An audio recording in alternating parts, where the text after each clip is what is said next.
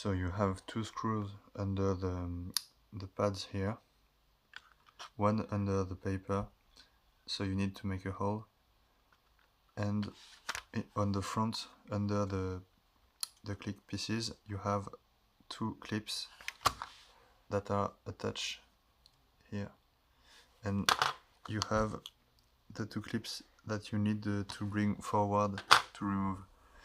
And so then you have the LEDs. So this LED is used to track the mouse, but it brings a red light, so you can cover it to remove the white color. And these are the LEDs that bring color to this and this part. And in the front you have the charging LED.